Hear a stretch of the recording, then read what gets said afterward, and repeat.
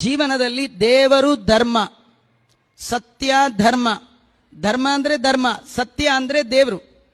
ಭಾಗವತದಲ್ಲಿ ಸತ್ಯಂ ಪರಂ ಧೀಮಹಿ, ಸತ್ಯ ಅಂದ್ರೆ ದೇವರಿಗೆ ಹೆಸರು. ಸತ್ ಚಿತ್ ಆನಂದ ಇದೇ ಯಾರ್ದು ದೇಹವೋ ಅವನಿಗೆ ಸತ್ಯ ಅಂತ ಕರೀತಾರೆ.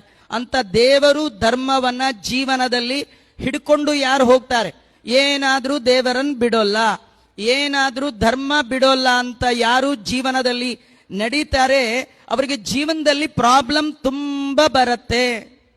ಪ್ರಾಬ್ಲಮ್ ಬಂದೇ ಬರುತ್ತಂತ.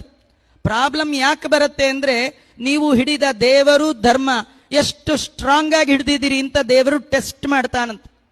ಎಷ್ಟು ಕಷ್ಟ ಬಂದರೂ ದೇವರು ಧರ್ಮವನ್ನ ಬಿಡದಿದ್ದರೆ ಭಗವಂತನ ಅನುಗ್ರಹ ಆಗುತ್ತೆ.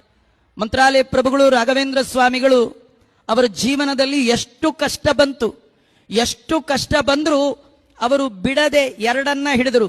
ಒಂದು ಸತ್ಯರಥಾಯಚ, ಇನ್ನೊಂದು ಧರ್ಮರಥಾಯಚ.